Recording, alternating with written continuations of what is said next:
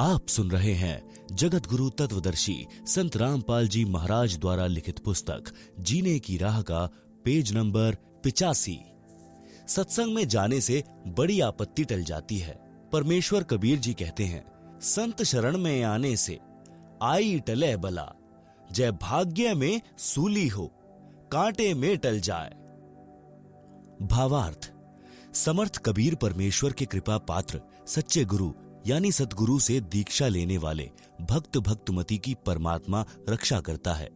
यदि पूर्व जन्म के पाप के कारण साधक को मौत की सजा सूली यंत्र के द्वारा मिलनी भाग्य में लिखी हो, जो अत्यधिक पीड़ादायक होती है, तो परमात्मा उस साधक के उस मृत्यु दंड को समाप्त करके कुछ छोटा मोटा दंड जैसे पैर में कांटा लगना देकर टाल देता है। भयंकर दंड को नाम मात्र के दंड में बदल देता है, जो बहुत बड़ी बला यानी परेशानी थी।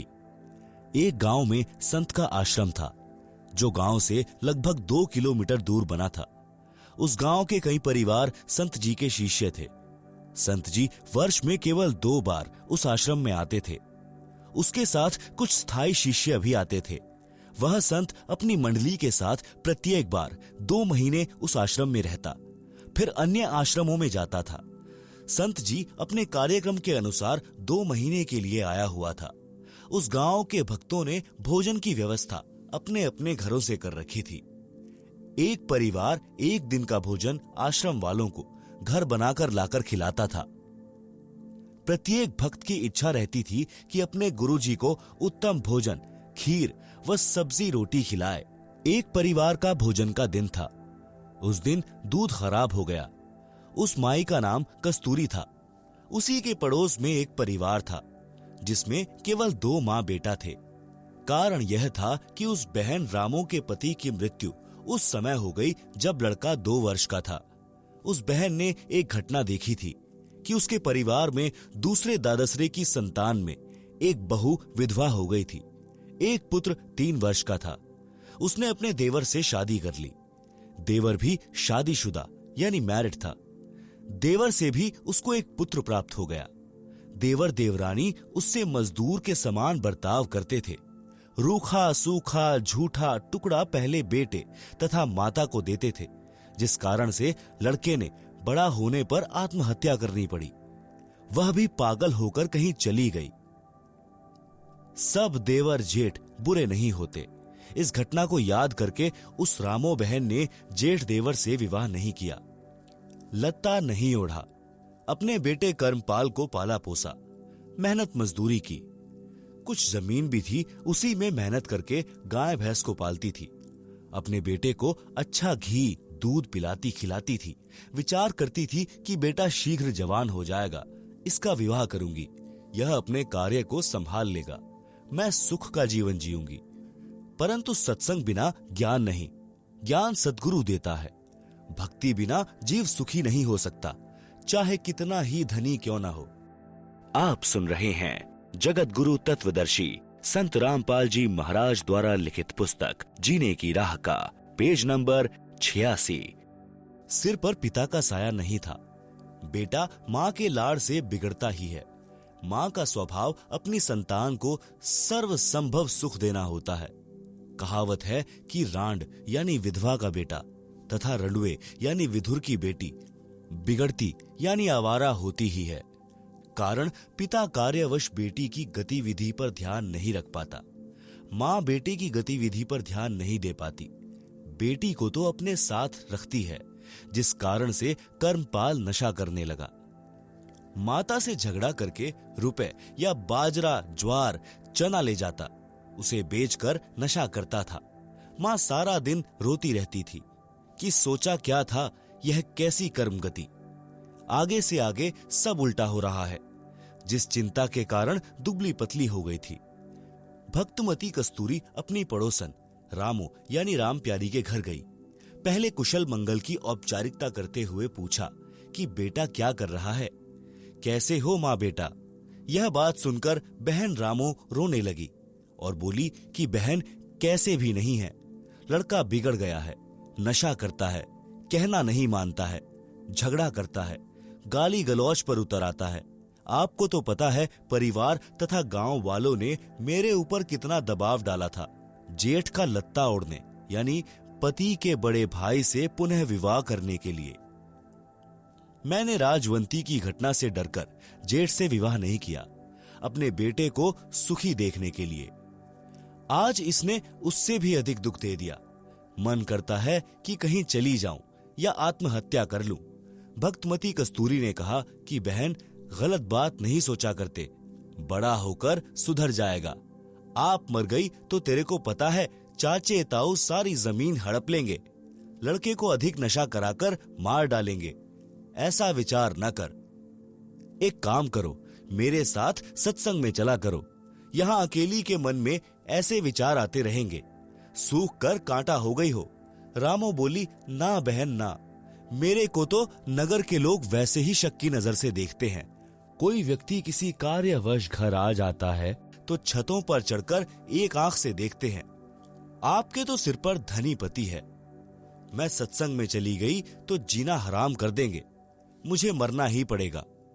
बहन यूं बता, आज सुबह सुबह कैसे आना हुआ?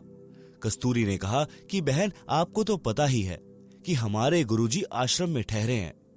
आज भोजन कराने की बारी मेरी है। बहन खीर बनानी थी, दूध खराब हो गया, कुछ दूध उधारा दे दे, कल लौटा दूंगी। यह बात सुनकर बहन रामो में करंट सा आया और दूध निकालकर बाल्टी खूंटी यानी हैंगर से लटका रखी थी, उठकर सारा का सारा दूध कस्तूरी की बाल्टी में डाल दिया। कस्तूरी ने कहा कि बहन कुछ तो रख ले। रामो बोली, बहन न जाने कौन से जन्म का पुण्य उदय हुआ है, मुझ निर्भाग का दूध पुण्य में लगेगा। बस बहन ले जा, संतों भक्तों को भोजन करा। कस्तूरी बहन आश्चर्यचकित थी कि सारा का सारा दूध तो मैं सत्संगी होते हुए भी नहीं दे सकती थी, किलो 2 किलो तो रखती। बहन रामो को तो सत्संग की प्रेरणा की आवश्यकता है। आप सुन रहे हैं जगत गुरु तत्वदर्शी संत रामपाल जी महाराज द्वारा लिखित पुस्तक जीने की राह का पेज नंबर 87। उस दिन तो कस्तूरी को समय नहीं मिला। अगले दिन के 11-12 बजे रामो के घर गई। गांव में 12 से 2 तक दिन का समय महिलाओं को बातें करने का मिल जाता है। 2 घंटे तक सत्संग की बातें जो गुरुजी से सुनी थी सारी बताई, परंतु लोक लाज के कारण रामो मानने को तैयार नहीं थी। बहन कस्तूरी ने बताया कि हे बहन, आपने मीराबाई का नाम सुना है? रामो बोली कि हाँ, कृष्ण जी की भक्तिन थी। कस्तूरी बोली कि वह मंदिर में जाती थी। ठाकुर परिवार में जन्म था। महिलाओं को घर से बाहर जाने पर प्रतिबंध था, परंतु मीराबाई ने किसी की परवाह नहीं की। फिर उसका विवाह राजा से हो गया। राणा जी धार्मिक विचार के थे। उसने मीरा को मंदिरों में जाने से नहीं रोका, अपितु लोक चर्चा से बचने के लिए मीरा जी के साथ 3-4 महिला नौकरानी भेजने लगा, जिस कारण से सब ठीक चलता रहा। कुछ वर्ष पश्चात मीरा जी के पति की मृत्यु हो गई। देवर राजगद्दी पर बैठ गया। उसने कुल के लोगों के कहने से मीरा को मंदिर में जाने से मना किया, परंतु मीराबाई जी नहीं मानी, जिस कारण से राजा ने मीरा को मारने का षड्यंत्र रचा। विचार किया कि ऐसी युक्ति बनाई जाए कि यह भी मर जाए और बदनामी भी ना हो। राजा ने विचार किया कि इसे कैसे मारे। राजा ने कहा कि सपेरे एक ऐसा सर्प ला दे कि डिब्बे को खोलते ही खोलने वाले को डंक मारे और व्यक्ति मर जाए। ऐसा ही किया गया। राणा जी ने अपने लड़के का जन्मदिन मनाया।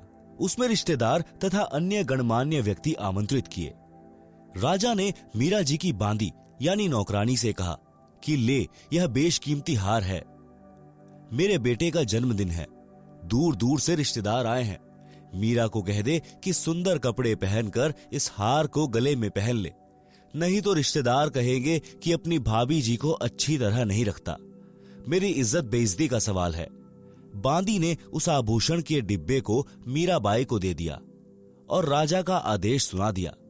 उस आभूषण के डिब्बे में विशैला काले सफेद रंग का सर्प था। मीरा ने बांदी के सामने ही उस डिब्बे को खोला। उसमें हीरे मोतियों से बना हार था। मीराबाई ने विचार किया कि यदि मैं हार नहीं पहनूंगी तो व्यर्थ का झगड़ा होगा। मेरे लिए तो यह मिट्टी है, यह विचार करके मीरा जी ने वह हार गले में डाल लिया। राजा का उद्देश्य था कि आज सर्प डंक से मीरा की मृत्यु हो जाएगी तो सबको विश्वास हो जाएगा कि राजा का कोई हाथ नहीं है। हमारे सामने सर्प डसने से मीरा की मृत्यु हुई है। कुछ समय उपरांत राजा मंत्रियों सहित तथा कुछ रिश्तेदारों सहित मीरा के महल में गया तो मीराबाई जी के गले में सुंदर महंगा हार देखकर राणा बौखला गया और बोला, बच्चलन, यह हार किस यार से लाई है? मीराबाई जी के आंखों में आंसू थे। बोली कि आपने ही तो बांदी के द्वारा भिजवाया था, वही तो है। बांदी को बुलाया तथा पूछा कि वह डिब्बा कहाँ है। बांदी ने पलंग के नीचे से निकाल कर दिखाया, यह रहा राजा जी जो आपने भेजा था। राजा वापिस आ गया। राजा ने सोचा कि अब की बार इसको विष मैं अपने सामने पिलाऊंगा, नहीं पिएगी तो सिर काट दूंगा। आप सुन रहे हैं जगत गुरु तत्वदर्शी संत रामपाल जी महाराज द्वारा लिखित पुस्तक जीने की राह का पेज नंबर 88। मीराबाई को विष से मारने की व्यर्थ कोशिश। एक सपेरे से कहा कि भयंकर विष ला दे जिसे जीभ पर रखते ही व्यक्ति मर जाए। ऐसा विष लाया गया। राजा ने मीरा से कहा कि यह विष पी ले, अन्यथा तेरी गर्दन काट दी जाएगी। मीरा ने सोचा कि गर्दन काटने में तो पीड़ा होगी, विष पी लेती हूं। मीरा ने विष का प्याला परमात्मा को याद करके पी लिया, लेकिन उन्हें कुछ नहीं हुआ। सपेरा बुलाया और उससे कहा कि यह नकली विष लाया है। सपेरे ने कहा कि वह प्याला कहाँ है। उसे प्याला दिया गया। सपेरे ने उस प्याले में दूध डालकर एक कुत्ते को वहीं पिला दिया। कुत्ता दूसरी बार जीभ भी नहीं लगा पाया था, मर गया। राजा ने देख लिया कि यह किसी तरह मरने वाली नहीं है, तब उसको मंदिर जाने से नहीं रोका। उसके साथ कई नौकरानी तथा पुरुष रक्षक भी भेजने लगा कि लोग यह नहीं कहेंगे कि आवारागर्दी में जाती है। मीरा को सतगुरु शरण मिली। जिस श्री कृष्ण जी के मंदिर में मीराबाई पूजा करने जाती थी, उसके मार्ग में एक छोटा बगीचा था। उसमें कुछ घनी छाया वाले वृक्ष भी थे। उस बगीचे में परमेश्वर कबीर जी तथा संत रविदास जी सत्संग कर रहे थे। सुबह के लगभग 10 बजे का समय था। मीरा जी ने देखा कि यहाँ परमात्मा की चर्चा या कथा चल रही है, कुछ देर सुनकर चलते हैं। परमेश्वर कबीर जी ने सत्संग में संक्षिप्त सृष्टि रचना का ज्ञान सुनाया। कहा कि श्री कृष्ण जी यानी श्री विष्णु जी से ऊपर अन्य सर्वशक्तिमान परमात्मा है। जन्म मरण समाप्त नहीं हुआ तो भक्ति करना न करना समान है। जन्म मरण तो श्री कृष्ण जी, श्री विष्णु जी का भी समाप्त नहीं है, उसके पुजारियों का कैसे होगा? जैसे हिंदू संत जन कहते हैं कि गीता का ज्ञान श्री कृष्ण अर्थात श्री विष्णु जी ने अर्जुन को बताया। गीता ज्ञान दाता गीता अध्याय 2 श्लोक 12, अध्याय 4 श्लोक 5, अध्याय 10 श्लोक 2 में स्पष्ट कर रहा है कि हे अर्जुन, तेरे और मेरे बहुत जन्म हो चुके हैं, तू नहीं जानता, मैं जानता हूं। इससे स्वसिद्ध है कि श्री कृष्ण जी का भी जन्म मरण समाप्त नहीं है, यह अविनाशी नहीं है। इसीलिए गीता अध्याय 18 श्लोक 62 में गीता बोलने वाले ने कहा है कि हे भारत, तू सर्व भाव से उस परमेश्वर की शरण में जा। उस परमेश्वर की कृपा से ही तू सनातन परम धाम को तथा परम शांति को प्राप्त होगा। परमेश्वर कबीर जी के मुख कमल से ये वचन सुनकर परमात्मा जी के लिए भटक रही आत्मा को नई रोशनी मिली। सत्संग के उपरांत मीराबाई जी ने प्रश्न किया कि हे महात्मा जी, आपकी आज्ञा हो तो शंका का समाधान करवाऊं। कबीर जी ने कहा कि प्रश्न करो बहन जी। आप सुन रहे हैं जगत गुरु तत्वदर्शी संत रामपाल जी महाराज द्वारा लिखित पुस्तक जीने की राह का पेज नंबर 89। प्रश्न, हे महात्मा जी, आज तक मैंने किसी से नहीं सुना कि श्री कृष्ण जी से ऊपर भी कोई परमात्मा है। आज आपके मुख से सुनकर मैं दोराहे पर खड़ी हो गई हूँ। मैं मानती हूँ कि संत झूठ नहीं बोलते। परमेश्वर कबीर जी ने कहा कि आपके धार्मिक अज्ञानी गुरुओं का दोष है, जिन्हें स्वयं ज्ञान नहीं कि आपके सदग्रंथ क्या ज्ञान बताते हैं। देवी पुराण के 3 स्कंद में श्री विष्णु जी स्वयं स्वीकारते हैं कि मैं यानी विष्णु, ब्रह्मा तथा शंकर नाशवान है। हमारा आविर्भाव यानी जन्म तथा तिरोभाव यानी मृत्यु होता रहता है। लेख समाप्त। मीराबाई बोली कि हे महाराज जी, भगवान श्री कृष्ण मुझे साक्षात दर्शन देते हैं, मैं उनसे संवाद करती हूँ। कबीर जी ने कहा कि हे मीराबाई जी, आप एक काम करो, भगवान श्री कृष्ण जी से ही पूछ लेना कि आपसे ऊपर भी कोई मालिक है। वे देवता हैं, कभी झूठ नहीं बोलेंगे। मीराबाई को लगा कि वह पागल हो जाएगी यदि श्री कृष्ण जी से भी ऊपर कोई परमात्मा है तो। रात्रि में मीरा जी ने भगवान श्री कृष्ण जी का आह्वान किया। त्रिलोकीनाथ प्रकट हुए। मीरा ने अपनी शंका के समाधान के लिए निवेदन किया कि हे प्रभु, क्या आपसे ऊपर भी कोई परमात्मा है? एक संत ने सत्संग में बताया है। श्री कृष्ण जी ने कहा कि मीरा, परमात्मा तो है, परंतु वह किसी को दर्शन नहीं देता। हमने बहुत समाधि व साधना करके देख ली है। मीराबाई जी ने सत्संग में परमात्मा कबीर जी से यह भी सुना था कि उस पूर्ण परमात्मा को मैं प्रत्यक्ष दिखाऊंगा, सत्य साधना करके उसके पास सतलोक में भेज दूंगा। मीराबाई ने श्री कृष्ण जी से फिर प्रश्न किया कि क्या आप जीव का जन्म मरण समाप्त कर सकते हो? श्री कृष्ण जी ने कहा कि यह संभव नहीं। कबीर जी ने कहा था कि मेरे पास ऐसा भक्ति मंत्र है जिससे जन्म मरण सदा के लिए समाप्त हो जाता है। वह परम धाम प्राप्त होता है जिसके विषय में गीता अध्याय 15 श्लोक 4 में कहा है कि तत्व ज्ञान तथा तत्वदर्शी संत की प्राप्ति के पश्चात परमात्मा के उस परम धाम की खोज करनी चाहिए, जहां जाने के पश्चात साधक फिर लौटकर संसार में कभी नहीं आते। उसी एक परमात्मा की भक्ति करो। मीराबाई ने कहा कि हे भगवान श्री कृष्ण जी, संत जी कह रहे थे कि मैं जन्म मरण समाप्त कर देता हूँ, अब मैं क्या करूं?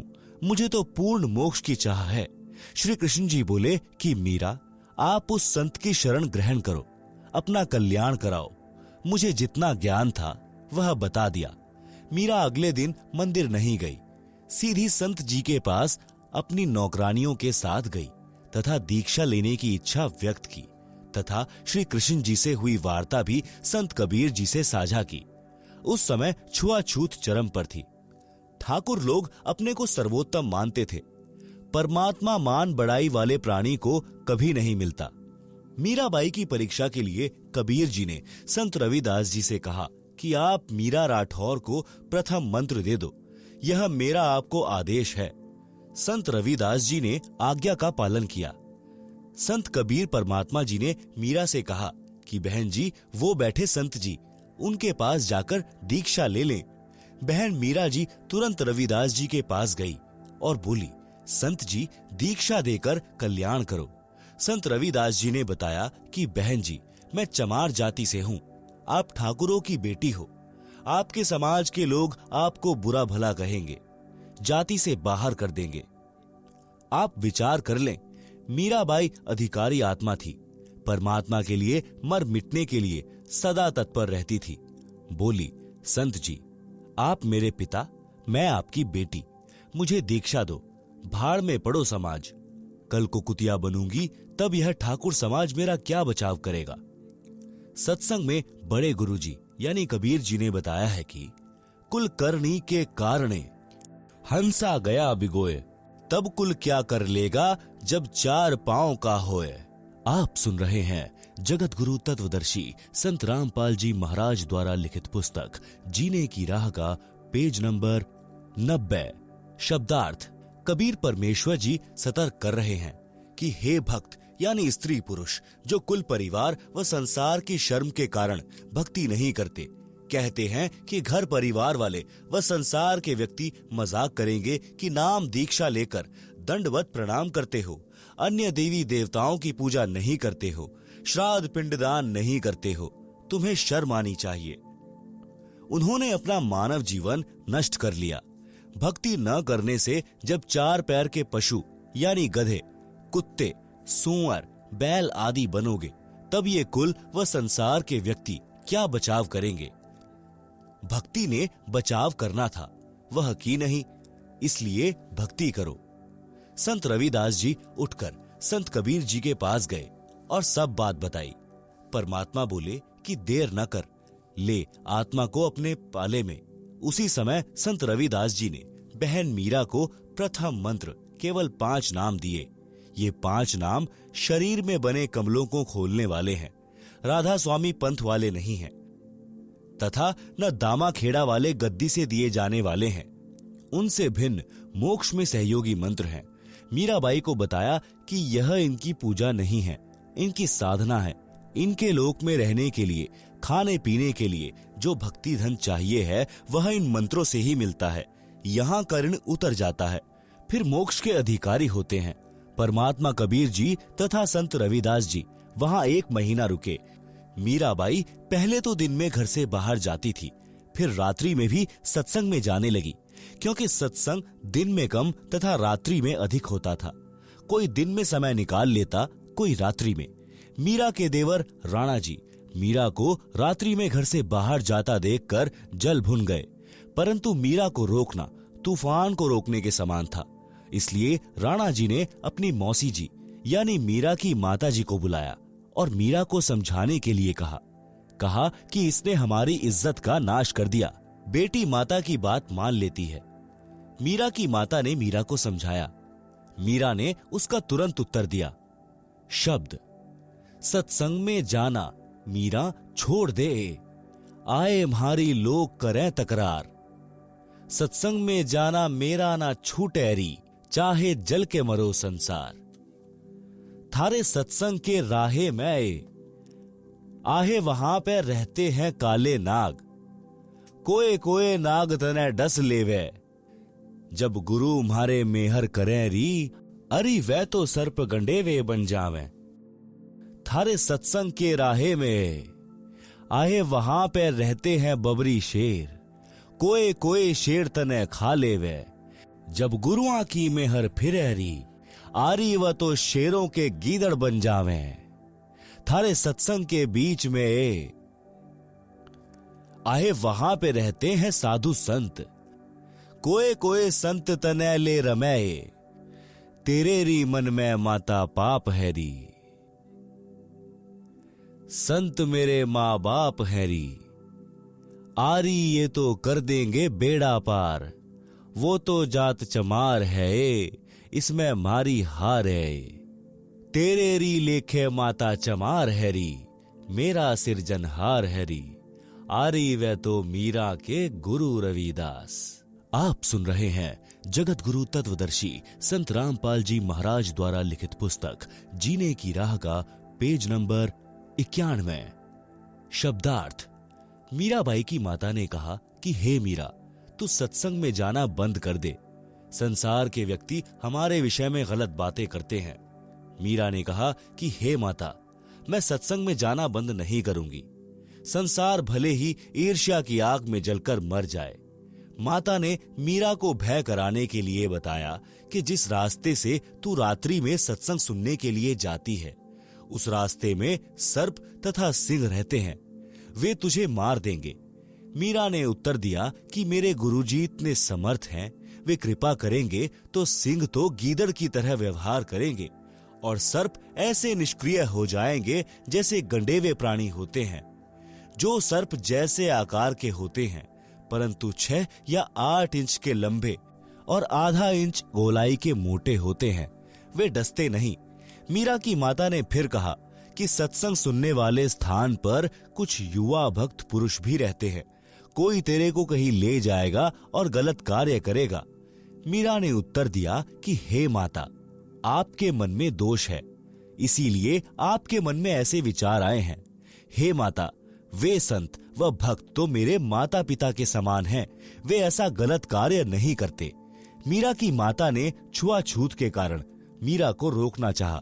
कहा कि हे मीरा, तेरा गुरु रविदास तो अनुसूचित जाति का चमार है, इससे हम राजपूतों की बेइज्जती हो रही है, सत्संग में जाना बंद कर दे। मीरा ने कहा कि हे माता, आपके विचार से मेरे गुरुजी अनुसूचित जाति के चमार हैं, मेरे लिए तो मेरे परमात्मा हैं, मैं उनकी बेटी, वे मेरे पिता हैं, सत्संग में जाना बंद नहीं होगा। यह कथा सुनकर राम प्यारी यानी रामू की आंखें सी खुल गई। अगले दिन कस्तूरी के साथ सत्संग में गई और एक सत्संग सुनते ही दीक्षा ले ली। फिर एक दिन के भोजन की सेवा मांगी। सब परिवारों ने कहा कि बहन, हम अपनी सेवा नहीं छोड़ सकते। गुरुजी अगली बार आएंगे, तब तेरी बारी लगवा देंगे। भक्तमती रामों को तो पल की भी चैन नहीं थी, रोने जैसा चेहरा कर लिया। उसी समय कस्तूरी बोली कि बहन, आगे जब मेरी बारी आएगी तो सुबह का भोजन मैं करा दूंगी, रात्रि का आप करा देना। आप सुन रहे हैं जगत गुरु तत्वदर्शी संत रामपाल जी महाराज द्वारा लिखित पुस्तक जीने की राह का पेज नंबर 92। रामों की खुशी का ठिकाना नहीं रहा, कहीं कहीं पैर टिके। बारी आने पर रात्रि का भोजन तैयार किया। खीर, हलवा, सब्जी, मांडे यानी पतले रोटी फुलके बनाए। परंतु लीला सद्गुरु की, रामों को तेज बुखार हो गया। शरीर अंगार की तरह जलने लगा, एक कदम भी चलने की हिम्मत नहीं रही। उसी समय रामों का लड़का आ गया। बहन रामों ने कहा कि बेटा, आज मेरा एक काम कर दे, तेरा जिंदगी भर एहसान नहीं भूलूंगी। बेटा, मैंने गुरु बनाया है, आज रात्रि का भंडारा तेरी ताई भक्तमती कस्तूरी की बारी से मांग कर लिया है। बेटा देख, मेरे को तेज बुखार हो गया है, बदन आग की तरह जल रहा है, चलने की हिम्मत नहीं है। लड़का बोला कि मुझे समय नहीं है, मैं ना देकर आऊं भोजन आश्रम में। माताजी, आप उस आश्रम में ना जाया करो, मुझे आपके बारे में बहुत कुछ सुनना पड़ता है। यह सुनकर भक्तमती रामो फूट फूट कर रोने लगी। लड़के को दया आई, परंतु झुंझलाकर बोला, कहाँ है भोजन, दे आता हूं।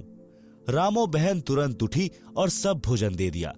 लड़का उस भोजन को एक तसले में रखकर आश्रम में ले गया।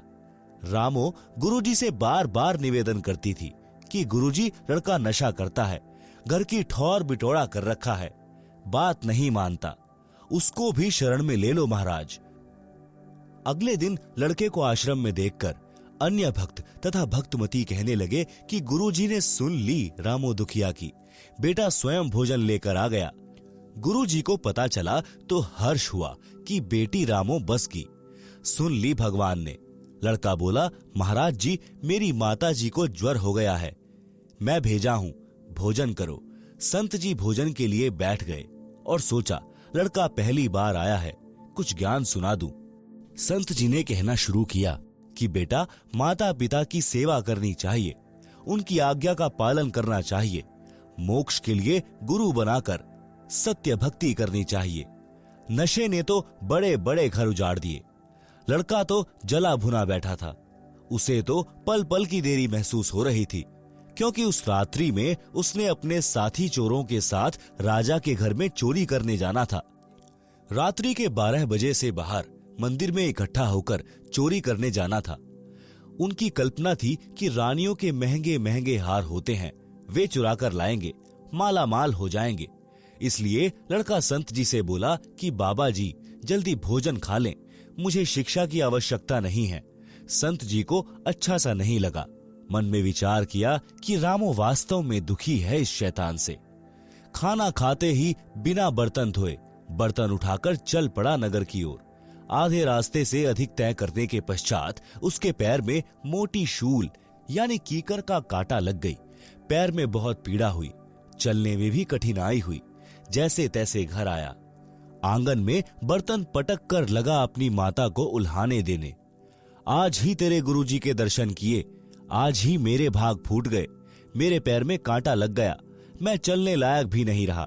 आज के पश्चात आश्रम की ओर मुख करके भी न सोऊं। रामो का बुखार हल्का हो चुका था। शीघ्र उठी और कांटा लगे पैर को धोया। उसके ऊपर तेल की गाद यानी तेल के नीचे जमा मैल को कपड़े से बांध दिया और सुबह कांटा निकलवाने की योजना बनाई। लड़का अपनी माता से बहुत लड़ा, ओछी मंदी बातें भी कही, क्योंकि लड़के कर्मपाल को तो चोरी में शामिल न होने के कारण बहुत बड़ी हानि हुई लग रही थी। जैसे तैसे सुबह हुई, लड़के का कांटा निकलवा दिया। आप सुन रहे हैं जगत गुरु तत्वदर्शी संत रामपाल जी महाराज द्वारा लिखित पुस्तक जीने की राह का पेज नंबर 93। माता यानी रामो घर के कार्य में लग गई। कुछ देर में एक बैंड बाजा बजता हुआ आया। नगर निवासियों को पता होता था कि इस प्रकार का साज उस समय शहर में बजाया जाता है जब किसी को मौत की सजा दी जाती है। इसलिए प्रत्येक व्यक्ति अपने अपने घरों के बाहर खड़े हो जाते थे और जाना करते थे कि किसको किस कारण सूली तोड़ा जा रहा है। राजा के सिपाही उन चारों व्यक्तियों से कहलवा रहे थे कि अपना दोष बताओ। वे कह रहे थे कि हम राजा के घर चोरी करने गए थे, हमने घोर अपराध किया है, आज शाम को हमें सूली पर चढ़ाया जाएगा। कोई सुनता हो तो कभी ऐसी गलती ना करना। कर्मपाल को अपने साथी चोरों को पहचानते देर नहीं लगी और माजरा भी समझ गया। रामो बोली कि ठीक हुआ और करना चोरी, तुम्हें यही सजा चाहिए थी, करके खाया नहीं जाता। रामो अपने घर में चली गई। कर्मपाल द्वार पर भयभीत स्थिति में डरा डरा सा खड़ा रहा। फिर घर में जाकर जोर जोर से रोने लगा। रामो ने देखा कि कर्मपाल क्यों रो रहा है। पूछा कि बेटा क्या हो गया? कांटा भी निकल गया, अब क्या दर्द हो रहा है? कर्मपाल उठा और अपनी माता के सीने से लिपट गया। बोला, माँ, भला हो आपके गुरुजी का, जिसने तेरे बेटे की सूली की सजा कांटे में टाल दी। माँ, आज तेरा बेटा सूली चढ़ना था। माँ, आप कैसे जीवित रहती? रामो बोली कि मेरा बेटा क्या चोर है? क्यों टूटता सूली? चोरों को सजा मिलती है। कर्मपाल बोला, हाँ माँ, तेरा बेटा चोर था। आज के बाद कसम है माँ तेरी, कभी नशा नहीं करूंगा। आपके साथ सत्संग में चला करूंगा, आपके साथ घर के काम में हाथ बटाऊंगा। मैं अपनी जिंदगी में अपनी माँ को कभी दुखी नहीं करूंगा। रामो बोली कि रे निकम्मे, चोरी भी तो करने लग गया था। लड़का बोला कि हाँ माँ, पक्का चोर हो गया था। धन्य है आपके सतगुरु, धन्य है मेरी माँ, जिसे ऐसे महापुरुष की शरण मिली है। माँ, आज ही चल, मुझे दीक्षा दिलाकर ला। रामो तुरंत लड़के को भक्तमती कस्तूरी के पास ले गई। सब वृतांत बताया। कस्तूरी भी सब कार्य छोड़कर उनके साथ आश्रम में गई और गुरुजी का धन्यवाद किया। सब घटना को बताया, लड़के को नाम दिलाया। एक अन्य गांव के सत्संगी परिवार की लड़की से कर्मपाल का विवाह हो गया। पूरा परिवार सत्संग में आने लगा तथा सेवा करके सुखी जीवन जीने लगा। रामो तो सत्संग के रंग में ऐसी रंगी, जब जब सतगुरुजी मंडली समेत आकर आश्रम में रुकते, वह तो सुबह चली जाती, देर शाम को आती और सेवा करती, बर्तन साफ करती, गुरुजी के वस्त्र धोती। सत्संग का तो एक शब्द भी नहीं छोड़ती थी। एक समय सर्दी का मौसम था। सुबह 10 बजे सत्संग शुरू हुआ। आप सुन रहे हैं जगत गुरु तत्वदर्शी संत रामपाल जी महाराज द्वारा लिखित पुस्तक जीने की राह का पेज नंबर 94। गुरुजी ने रामो से बोला कि बेटी, वस्त्र धोला नदी पर, धूप थोड़ी देर रहती है, सत्संग के बाद जाएगी तो वस्त्र सूख नहीं पाएंगे। रामो बहन वस्त्र बाल्टी में डालकर चल पड़ी। नदी थोड़ी दूरी पर थी। कपड़े पानी में बाल्टी में भिगोकर सोडा डाल दिया। सोचा कि जितनी देर वस्त्र सोडा में भीगेंगे तब तक सत्संग सुनाती हूँ। आश्रम के बाहर दीवार के साथ कान लगाकर सत्संग वचन सुनने लगी। सत्संग समापन पर सत साहिब की ध्वनि सुनी तो रामो को कपड़े याद आए। दौड़ी दौड़ी नदी की ओर चली और डरी हुई थी कि आज तो गलती हो गई, गुरुजी के वचन की अवहेलना हो गई, मेरे ऊपर डांट पड़ेगी। गुरुजी नाराज हो गए तो मेरी तो सेवा पर पानी फिर जाएगा। हे भगवान, यह कौन बनी? इन्हीं विचारों में नदी पर पहुंची तो देखा कि बाल्टी खाली थी और वस्त्र धोकर झाड़ियों पर सुखा रखे थे जो सूख चुके थे। रामो उन बहनों से बोली जो पहले से नदी पर अपने वस्त्र धो रही थी कि हे बहनों, ये वस्त्र आपने धोकर सुखाए हैं क्या? सब अन्य महिलाएं रामो की ओर देखने लगी। एक बोली कि बहन, तेरा दिमाग चल गया है क्या या मजाक कर रही है? आप स्वयं तो कपड़े धो रही थी बेसब्री होकर, हमारे भी छींटे लग रहे थे, तेरे को टोका भी था कि धीरे धीरे कपड़े धो। तू खुद झाड़ियों पर सुखा कर गई थी, अब क्या भांग का नशा कराई है? रामो रोने लगी और सब कपड़े उठाकर बाल्टी में डालकर आश्रम की ओर चली। आश्रम में किसी सेवादार ने रामो को आश्रम के बाहर बैठे सत्संग सुनते देर तक देखा था। उसने गुरुजी को बताया कि आज आपके कपड़े गीले ही रहेंगे, क्योंकि रामो तो सत्संग समापन तक बाहर दीवार के कान लगाकर सत्संग सुन रही थी, अभी गई है कपड़े धोने। इतने में रामो ने आश्रम में प्रवेश किया और कपड़े गुरुजी के पास रखकर फूट फूट कर रोने लगी। संत जी ने कपड़े छुए तो पूर्ण रूप से सूखे थे। रामू से रोने का कारण पूछा तो बताया कि गुरुजी, आपने दुखी होकर स्वयं कपड़े धोए हैं। मेरे से गलती हो गई। मैंने ऐसे ऐसे सोचा था कि कुछ देर सत्संग सुनकर कपड़े धोऊंगी, परंतु ध्यान नहीं रहा। गुरुजी बोले कि बेटी, परमात्मा कबीर जी रामो बनकर कपड़े धो गए हैं। ज्यों बच्छा गऊ की नजर में, यूं साई कूं संत, भक्तों के पीछे फिरे भक्त वत्सल भगवंत। शब्दार्थ, जैसे गाय अपने बच्चे के ऊपर एक टक नजर रखती है कि कोई पशु पक्षी या मनुष्य मेरे बच्चे को मार न दे, इसी प्रकार परमात्मा अपने भक्त के ऊपर दृष्टि रखता है। जैसे गाय का बच्चा खेलता कूदता किसी ओर दौड़ जाता है तो गाय भी उसके पीछे पीछे उसकी सुरक्षा के लिए दौड़ती है। इसी प्रकार परमात्मा जो भक्तों का हितकारी है, अपने भक्तों के पीछे पीछे फिरता है, उनकी सुरक्षा के लिए साथ रहता है। परमात्मा ने अब्राहिम सुल्तान अधम को नरक से निकालने के लिए बांदी रूप स्त्री बनकर शरीर पर कोरड़े खाए थे। बेटी, दुखी ना हो, तेरा उद्देश्य गलत नहीं था। परमात्मा तो सच्ची लगन व भाव के भूखे हैं। रामो शांत हुई। सत्संग से रामो बस गई, मोक्ष भी मिला। आप सुन रहे हैं जगत गुरु तत्वदर्शी संत रामपाल जी महाराज द्वारा लिखित पुस्तक जीने की राह का पेज नंबर 95। कबीर सतगुरु शरण में आने से आई टले बला, जय भाग्य में सूली लिखी हो कांटे में टल जाए। भावार्थ, समर्थ कबीर परमेश्वर के कृपा पात्र सच्चे गुरु यानी सतगुरु से दीक्षा लेने वाले भक्त व भक्तमती की परमात्मा रक्षा करता है। यदि पूर्व जन्म के पाप के कारण साधक को मौत की सजा सूली यंत्र के द्वारा मिलनी भाग्य में लिखी हो, जो अत्यधिक पीड़ादायक होती है, तो परमात्मा उस साधक के उस मृत्यु दंड को समाप्त करके कुछ छोटा मोटा दंड जैसे पैर में कांटा लगना देकर टाल देता है। भयंकर दंड को नाम मात्र के दंड में बदल देता है, जो बहुत बड़ी बला यानी परेशानी थी। चोर कभी धनी नहीं होता। कबीर परमेश्वर जी अपने विधानानुसार एक नगर के बाहर जंगल में आश्रम बनाकर रहते थे। कुछ दिन आश्रम में रहते थे, सत्संग करते थे, फिर भ्रमण के लिए निकल जाते थे। उनका एक जाट किसान शिष्य था, जो कुछ ही महीनों से शिष्य बना था। किसान निर्धन था। उसके पास एक बैल था। उसी से किसी अन्य किसान के साथ मेल जोल करके खेती करता था। 2 दिन अन्य का बैल स्वयं लेकर दोनों बैलों से हल चलाता था। फिर 2 दिन दूसरा किसान उसका बैल लेकर अपने बैल के साथ जोड़कर हल जोतता था। किसान अपने कच्चे मकान के आंगन में बैल को बांधता था। एक रात्रि में चोर ने उस किसान के बैल को चुरा लिया।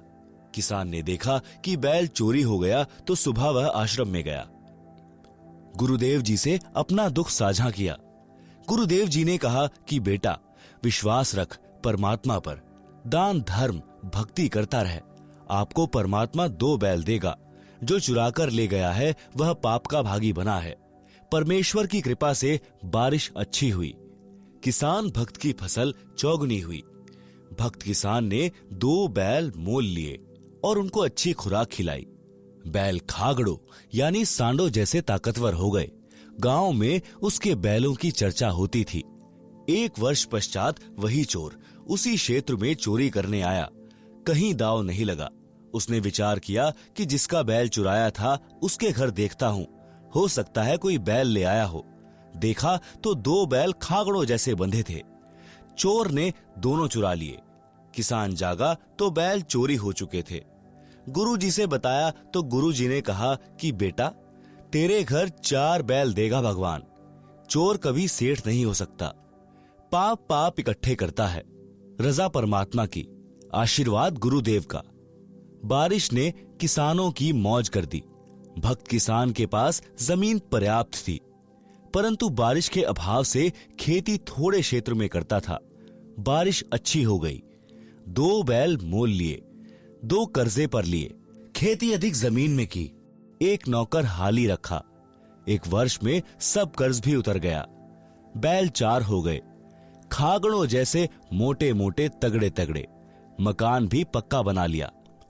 चोर 2 वर्ष के पश्चात उधर गया और पहले उसी किसान की स्थिति देखने गया। चोर ने देखा कि 4 बैल सांडों जैसे बैठे थे और चोर के पास 2 दिन का आटा शेष था। अधिक निर्धन हो गया था। आप सुन रहे हैं जगत गुरु तत्वदर्शी संत रामपाल जी महाराज द्वारा लिखित पुस्तक जीने की राह का पेज नंबर 96। चोर ने किसान को रात्रि में नींद से उठाया तो किसान बोला, कौन हो आप? चोर ने कहा कि मैं चोर हूं जिसने तेरे 3 बैल चुराए थे। किसान बोला, भाई मेरी नींद खराब ना कर, तू अपना काम कर, परमात्मा अपना कर रहा है, मुझे सोने दे। चोर ने पैर पकड़ लिए और बोला, हे देवता, मेरे से अब चोरी नहीं हो रही। एक बात बता, आपका चोर आपके सामने खड़ा है, आप पकड़ भी नहीं रहे हो। हे भाई, तेरा 1 बैल मैंने चुराया। तेरे घर अगले वर्ष 2 बैल खांकड़ों जैसे बंधे थे, वे दोनों भी मैं चुरा ले गया। आज 2 वर्ष पश्चात आपके आंगन में 4 बैल खांकड़ों जैसे बंधे हैं। मेरा सर्वनाश हो चुका है, बालक भी भूखे रहते हैं। मुझे मार चाहे छोड़, मुझे तेरे विकास का राज बता। मैं भी जाट किसान हूं, जमीन भी है, निर्धनता बेअंत है। भक्त किसान ने उसको कहा कि आप स्नान करो, खाना खाओ। चोर ने वैसा ही किया। फिर भक्त उस चोर को आश्रम में लेकर गया। गुरुदेव से सब घटना बताई। गुरुदेव ने चोर को समझाया। 7-8 दिन भक्त किसान ने अपने घर पर रखा और प्रतिदिन गुरु जी से मिलाकर सत्संग सुनाया। चोर ने दीक्षा ली। गुरु जी ने कहा कि भक्त बेटा, नए भक्त को 1 बैल दे दे उधारा, खेती करेगा तेरे पैसे लौटा देगा। भक्त ने कहा, गुरु जी ठीक है। भक्त किसान ने नए भक्त को 1 बैल दे दिया। नया भक्त प्रति महीना सत्संग में आता था। पूरे परिवार को नाम यानी दीक्षा दिला दिया। 2 वर्ष में वित्तीय स्थिति अच्छी हो गई। 1 बैल तथा 3 पहले वाले यानी चोरी वाले बैलों के रुपए लेकर चोर भक्त उस किसान भक्त के घर आया।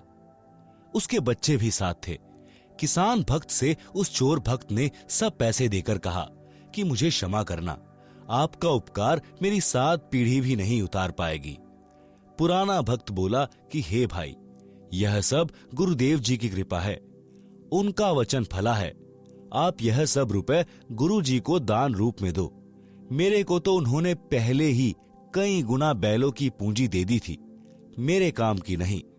दोनों भक्त गुरु जी के पास गए और सर्वदान राशि चरणों में रख दी। गुरु जी ने भोजन भंडारा यानी लंगर में लगा दी। सत्संग किया। इस प्रकार चोरी का धन मोरी में जाता है। भक्त सदा फलता फूलता है। संस्कार छूत के रोग की तरह फैलते हैं। अच्छे तथा बुरे संस्कार संक्रमण रोग की तरह फैलते हैं। जैसे भक्त के हाथ से बोए गए बीज में भी भक्ति संस्कार प्रवेश होते हैं। जो उस अन्न को खाता है उसमें भी भक्ति की प्रेरणा होती है।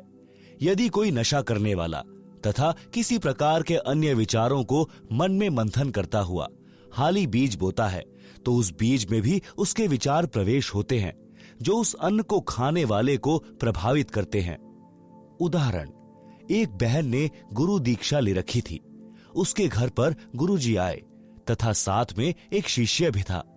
उस बहन की बहन भी किसी कार्यवश उसी दिन आ गई। आप सुन रहे हैं जगत गुरु तत्वदर्शी संत रामपाल जी महाराज द्वारा लिखित पुस्तक जीने की राह का पेज नंबर 97। उसका दामाद मृत्यु को प्राप्त हो गया था। लड़की के छोटे छोटे बच्चे थे। वह बहुत चिंतित थी। रह रहकर विचार उठ रहे थे कि बेटी का निर्वाह कैसे होगा। बेटी तो उजड़ गई। देवर जेठ किसी के नहीं होते। बच्चों को कौन पालेगा? हे भगवान, यह क्या बनी? कौन से जन्म का पाप आड़े आ गया? उपदेशी बहन भोजन बनाने लगी तो उसकी बहन उसकी सहायता करने लगी। अधिक भोजन उस बहन ने बनाया जिसका दामाद मर गया था। संत भक्त खाना खाकर सो गए। सुबह भक्त ने गुरुदेव जी से कहा कि हे गुरुदेव, आज रात्रि में निद्रा के दौरान मन बहुत दुखी रहा, जैसे मेरा दामाद मर गया। बेटी के छोटे छोटे बच्चे हैं, उनकी बेहद चिंता सताती रही। इनका क्या होगा, कैसे निर्वाह होगा? गुरुजी ने अपनी शिष्या से पूछा कि बेटी, रात्रि का भोजन किसने बनाया था? उसने उत्तर दिया कि मेरी छोटी बहन आई है, उसने बनाया था। संत ने पूछा कि उसको कोई कष्ट है क्या? शिष्या ने उत्तर दिया कि गुरुदेव, कष्ट तो बहुत ज्यादा है। लड़की के छोटे छोटे बच्चे हैं, दामाद की मृत्यु हो गई है। सारा दिन मेरी बहन इसी चिंता में रहती है। दिन में कई कई बार यह कहती रहती है कि बेटी का क्या होगा, कैसे बच्चों का पालन करेगी। गुरुजी ने शिष्य को बताया कि उस बेटी के विचार भोजन में प्रविष्ट हुए और खाने वाले को प्रभावित किया। मेरे को भी यही परेशानी सारी रात रही थी। इसी प्रकार यदि भक्ति, नाम स्मरण या आरती या संतों की वाणी का मनन करते करते भोजन बनाया जाए तो खाने वाले में वे सुसंस्कार, अच्छी प्रेरणा करते हैं। भक्ति की रुचि बढ़ती है। कोई हाली गाने रागनी गाता हुआ बीज बोता है या खाना बनाने वाली गाने या रागनी गाते हुए भोजन बनाती है तो उस अन्न में वे संस्कार प्रवेश हो जाते हैं। उसे खाने वाले का स्वभाव भी उसी प्रकार बकवाद करने को प्रेरित होता है, जिसका परिणाम वर्तमान 1997 के आसपास में दिखाई दे रहा है। अच्छाई में कम, बुराई में अधिक संख्या में मानव लगा है। यदि संतों की वाणी, पाठ, आरती, स्मरण करने वालों की संख्या अधिक हो जाएगी तो वातावरण भक्तिमय हो जाएगा। प्रत्येक व्यक्ति के मन में भक्त जैसे भाव उपजेंगे। उस वातावरण को बनाने के लिए घर घर में आरती, रामायणी तथा नित्य नियम चलना चाहिए। गुरु से दीक्षा लेकर नाम का स्मरण करना चाहिए, जिससे वातावरण में भक्ति के विचारों के तत्व अधिक भर जाएंगे तथा बुरे संस्कारों वाले विचार ऊपर उठ जाएंगे। भक्ति संस्कार ऑक्सीजन जानो तथा बुरे विचार कार्बन डाइऑक्साइड समझें। ऑक्सीजन रूपी भक्ति संस्कार के सिलेंडर खोलने पड़ेंगे, यानी सदग्रंथ साहिब के पाठ पर पाठ करने पड़ेंगे तथा तीनों समय की संध्या यानी नित्य कर्म करने होंगे, स्मरण करना होगा।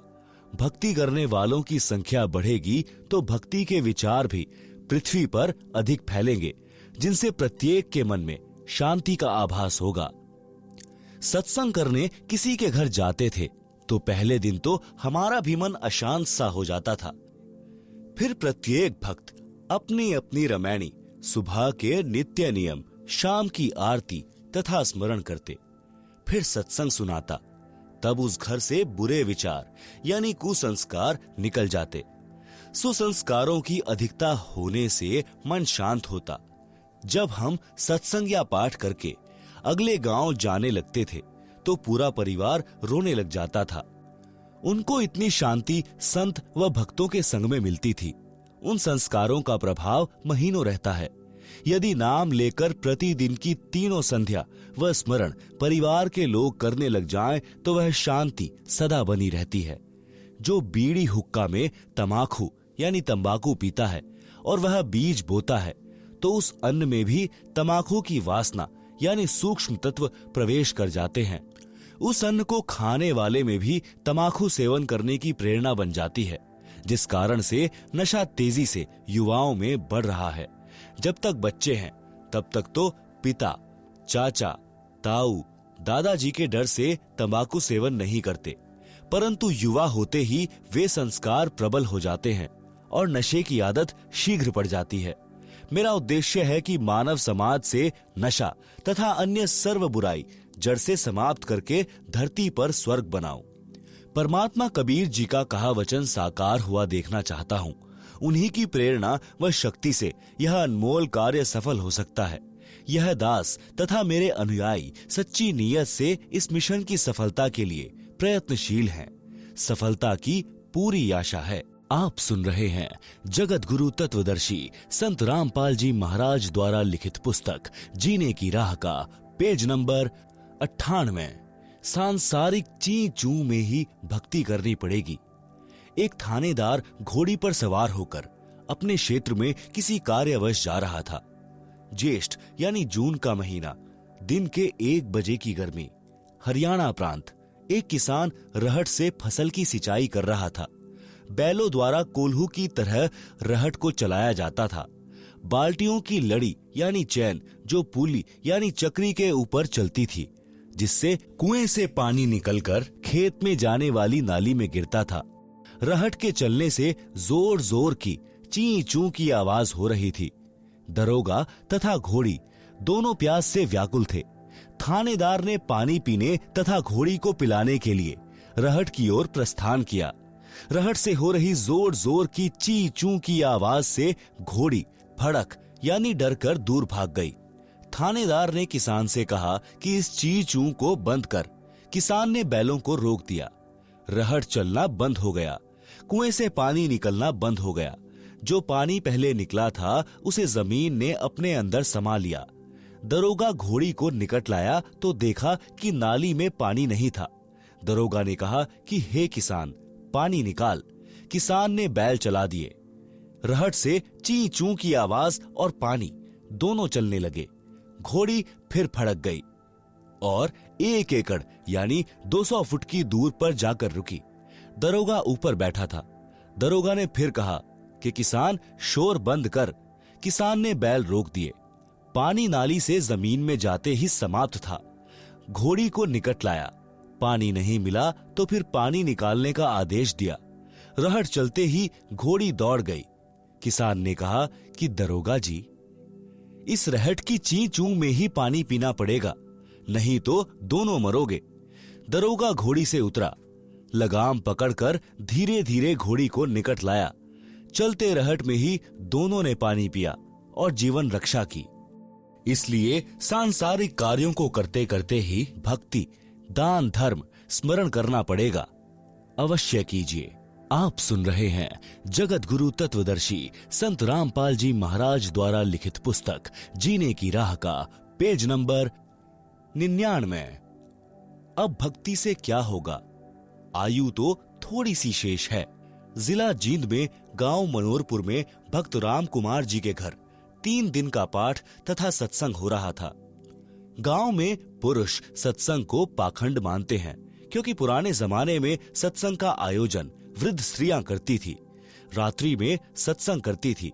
दिन में पुत्र वधू को, भाई भतीजों को गालियों से कोसती यानी बद्दुआ देती थी। कोई कोई तो दूसरे के बिटोड़े से गोसे यानी उपले तक चुरा लेती थी। कभी पकड़ी जाती थी तो बदनामी होती थी। इसी तरह की घटनाओं से सत्संग नाम से लोगों को एलर्जी थी। भक्त राम कुमार जी के पूरे परिवार ने दीक्षा ले रखी थी। उनको पता था कि यह सत्संग भिन्न है। जब राम कुमार जी के पिताजी को पता चला कि हमारे घर में बड़ा बेटा सत्संग करा रहा है, तो बहुत बेइज्जती मानी और सोचा कि गांव क्या कहेगा। इसलिए वह वृद्ध 3 दिन तक अपने बड़े बेटे के घर पर नहीं आया। छोटे बेटे के घर चौबारे में रहा। दिन में खेतों में चला जाए, रात्रि में चौबारे में हुक्का पीवे और दुख मनावे कि ये कैसे दिन देख रहा हूं। रात्रि में दास यानी लेखक ने सत्संग किया। लाउड स्पीकर लगा रखा था। राम कुमार के लड़के को पता था कि दादाजी ऊपर चौबारे में हैं।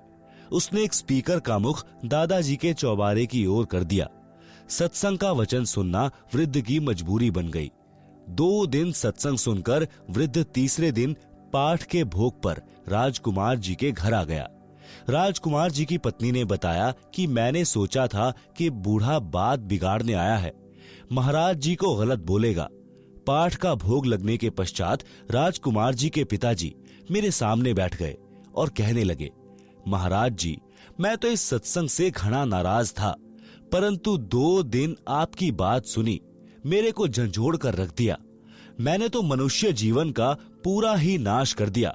मैंने 8 एकड़ जमीन और मोल ली। दोनों बेटों को पाला पोसा। दिन रात खेती के काम में लगा रहा।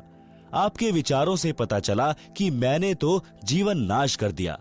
अब 75 वर्ष की आयु हो चुकी है। अब भक्ति से क्या बनेगा?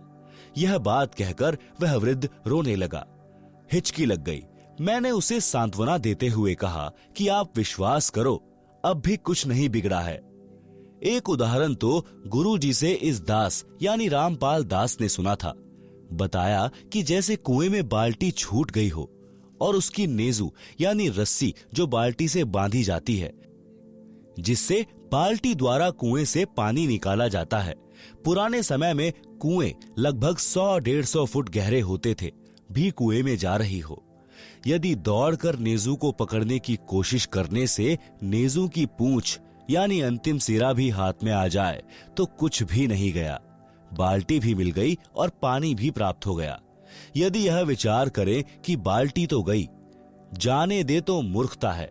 इसी प्रकार आपकी आयु रूपी नेज़ू की पुछड़ी यानी एंड बची है। अब दीक्षा लेकर सर्व नशा त्याग कर मर्यादा में रहकर साधना करो, मोक्ष हो जाएगा। उसी समय उस भक्त आत्मा ने दीक्षा ली और पूरी लगन के साथ भक्ति की। वह 85 वर्ष की आयु में शरीर त्याग कर गया, जीवन सफल किया। वह हुक्का पीता था, उसी दिन त्याग दिया और आजीवन हाथ भी नहीं लगाया। रामकुमार के छोटे भाई के परिवार ने भी नाम लिया। वृद्ध भक्त उनको स्वयं लेकर सत्संग आता था, भक्ति करने को कहता था। गांव मनोहरपुर के लोग आश्चर्यचकित थे कि इतना हुक्का पीने वाले ने कैसे हुक्का छोड़ दिया। हुक्का पीने वालों के पास भी नहीं बैठता। एक है चोट सिधारिया जिन मिलंदा चाहा। आप सुन रहे हैं जगत गुरु तत्वदर्शी संत रामपाल जी महाराज द्वारा लिखित पुस्तक जीने की राह का पेज नंबर 100। हरियाणवी कहावत है कि घाम का और ज्ञान का चमका सा लाग गया करे। शब्दार्थ भावार्थ है कि भादुआ के महीने में धूप यानी घाम का जोर अधिक होता है। खेत में काम करने वालों को घाम मार जाता है। घाम मारना यानी धूप से शरीर में हानि होना, जिस कारण से शरीर में गर्मी बढ़ जाती है, ज्वर हो जाता है। इसको कहते हैं घाम मार गया। वह व्यक्ति वैद्य को कहता था कि मुझे तो पता भी नहीं चला कब घाम मार गया। वैद्य कहता था कि घाम का तो चकमा सा लगता है, यानी अचानक प्रभाव पड़ जाता है। इसी प्रकार जिनको ज्ञान का प्रभाव होना हो तो 1-2 बिंदु पर ही ज्ञान हो जाता है, भक्ति पर लग जाता है। चौधरी जीता जाट को ज्ञान हुआ। गांव खेखड़ा, जिला बागपत, उत्तर प्रदेश में लगभग 275 वर्ष पूर्व एक जीता राम जाट था। 900 बीघा जमीन थी। गांव का नंबरदार था, सबसे धनी तथा पंचायती आदमी था। सत्य का पक्ष लेता था, झूठ को महत्व नहीं देता था। उसी गांव खेखड़ा में एक संत घीसादास जी उस समय में सत्संग किया करते थे। वे चमार जाति से थे। उस समय छुआछूत चरम पर थी। संत घीसादास जी को परमेश्वर कबीर जी लगभग 7-8 वर्ष की आयु में जंगल में मिले थे। उनको यथार्थ ज्ञान तथा दीक्षा देकर अंतर्ध्यान हो गए थे। बड़े होकर संत श्री घीसादास जी सत्संग करने लगे। आसपास के व्यक्ति सत्संग सुनकर दीक्षा लेकर संकट मुक्त होने लगे। दिन में अपने निर्वाह के लिए कार्य करते तथा रात्रि में सत्संग सुनते थे।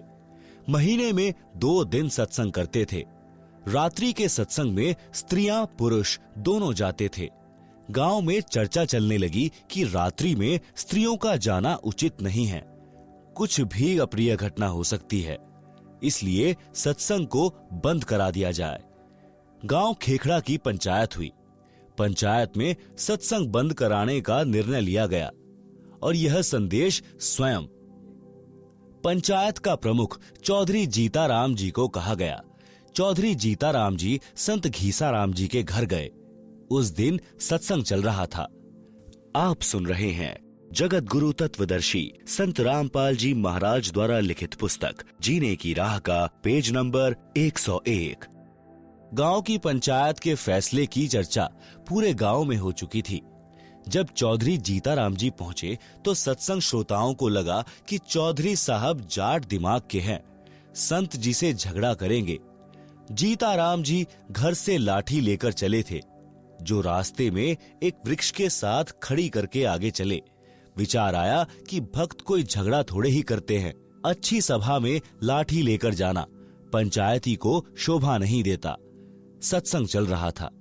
चौधरी साहब ने विचार किया कि कुछ इसकी बात सुनता हूं, फिर कह सुन लूंगा।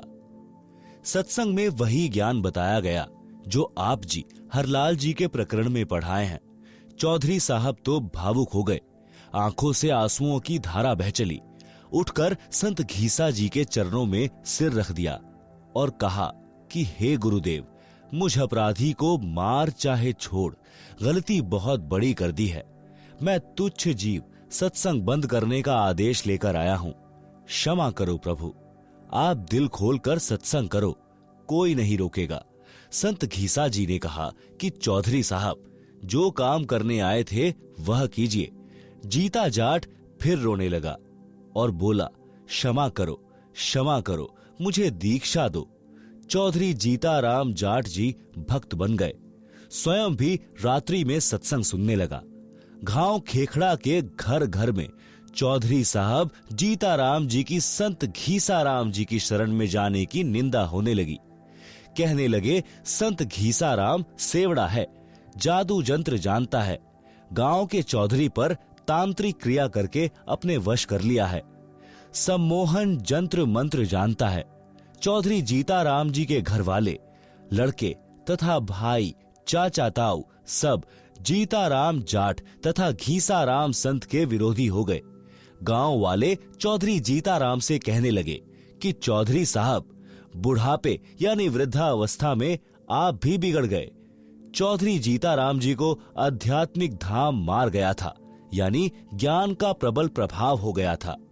वह कहते थे कि हे गांव वालों, मेरे तो भाग्य जाग गए जो मैं भक्त बन गया और आपकी नजर में बिगड़ गया।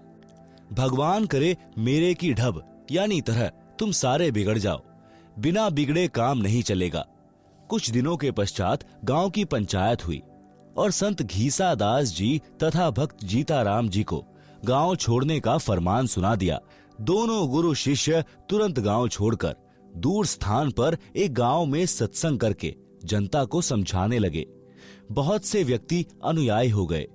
संतों के चले जाने के पश्चात गांव खेखड़ा में अकाल मृत्यु होने लगी। पंचायतियों के घरों में परमात्मा का प्रकोप प्रारंभ हो गया। किसी के चारे में आग लगे, किसी के पशु मरने लगे, किसी के परिवार में प्रेत बोलने लगे, किसी की बेटी विधवा हो गई, किसी को अधरंग की शिकायत। गांव में पशुओं में रोग फैल गया। गांव के कुछ व्यक्ति किसी बूझा पूछा करने वाले के पास गांव में हो रहे उपद्रव का कारण जानने के लिए गए। बूझा पूछा वाले ने बताया कि आपके गांव में 2 संत भक्त रहते थे, वे गांव से चले गए हैं। वे वापिस आएंगे तो गांव बसेगा, अन्यथा उजड़ जाएगा। उन व्यक्तियों ने गांव में आकर पंचायत करके सब बात बताई। गांव के गणमान्य व्यक्ति संत भक्त को वापस लाने के लिए उस गांव में गए।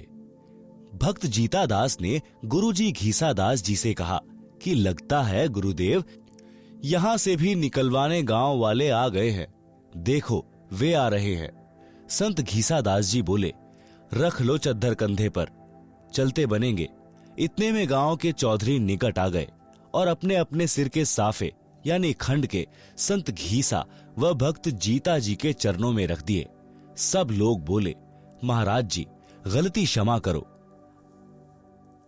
आपके आने के पश्चात गांव उजड़ने लग रहा है, बचाया जाए तो बचा लो, नहीं तो हम भी यहीं आपके पास ही रहेंगे। उस गांव के व्यक्ति भी इकट्ठे हो गए। सर्व घटना का पता चला। वर्तमान गांव वाले कहने लगे कि चौधरियों, तुम बसोगे तो हम उजड़ेंगे। जब से ये 2 देवता गांव में आए हैं, गांव में किसी की तू मैं भी नहीं हुई।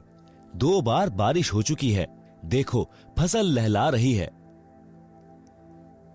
खेखड़ा वालों ने विशेष विनय की तो दोनों महापुरुषों ने लौटने की हां कर दी और वर्तमान गांव वालों से कहा कि हम समय समय पर आते रहेंगे। प्रत्येक पूर्णमासी को आप खेखड़ा आया कीजिए, परमात्मा कबीर जी सब ठीक रखेंगे। दोनों महापुरुषों के आते ही पूरे गांव में पूर्ण शांति हो गई। पशुधन स्वस्थ हो गया।